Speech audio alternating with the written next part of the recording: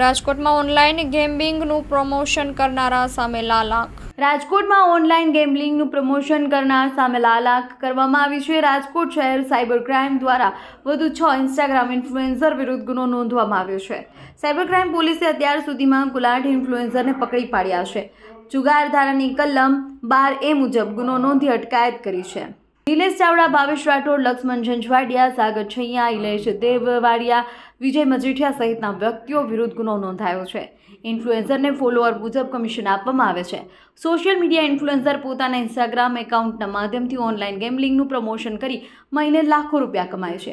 યુવાધનને online ગેમ્બલિંગના રવાડે ચડાવતા social media influencer વિરુદ્ધ cyber ક્રાઇમની કાર્યવાહી કરી છે. ઓનલાઈન અથવા લિંકના માધ્યમથી રવાડવામાં આવતી તમામ રમત ગેમ્સ ગેરકાયદેસર છે. અહેવાલમાં news Sandeep Chavda, Rajkot. Rajkot city police commissioner Shri Brijesh Kumar Jha સાહેબ, અધિક પોલીસ કમિશનર શ્રી મહેન્દ્ર બગડિયા સાહેબ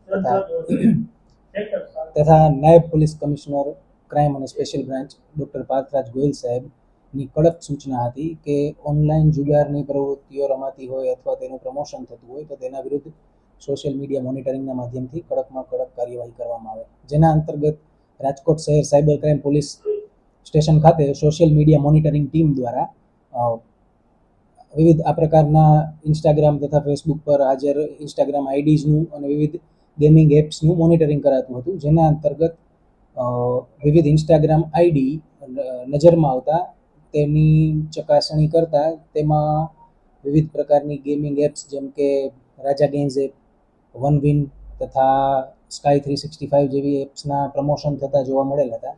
જે બાતમીના આધારે સાયબર ક્રાઇમ પોલીસ સ્ટેશનના પીઆઈઝના અંડરમાં અલગ અલગ ટીમ બનાવી અને તારીખ 20/4/2025 તથા 21/4/2025ના રોજ કુલ 8 ગુના દાખલ કરવામાં આવ્યા અને જેમાં આરોપીઓ વિરુદ્ધ કાયદેસરની કાર્યવાહી કરવામાં આવેલ છે.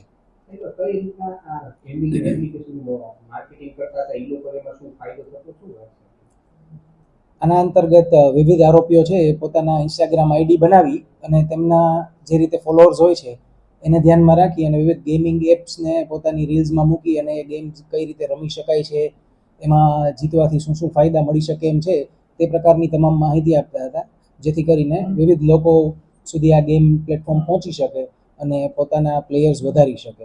અને આના અંતર્ગત આ પ્રકારના જે રીલ્સ બનાવતા હતા તેમને વિવિધ પ્રકારના કમિશન્સ મળતા હતા. ખાસ કરીને ગેમિંગ જે બધી છે એ કાયદેસર છે, ગેરકાયદેસર છે, કયા પ્રકારની એની પહેલા કોઈ તપાસ હાથ ધરવામાં જે પણ ગેમ્સ પર ઓનલાઈન ગેમ્બલિંગ અથવા કસિનોની રમત મળતી હોય છે રમવા માટે એ તમામ જુગાર ધારા અંતર્ગત ગેરકાયદેસર ઘોષિત કરવામાં આવે છે. અને આ પ્રકારે વનવિન તથા સ્કાય 365 છે તેના અંતર્ગત ગેમ્બલિંગ, બ્લેક જેક, પોકર જેવી રમતો રમવા મળતી હોય છે, જેથી એ ગેરકાયદેસર ઘોષિત કરવામાં આવે છે.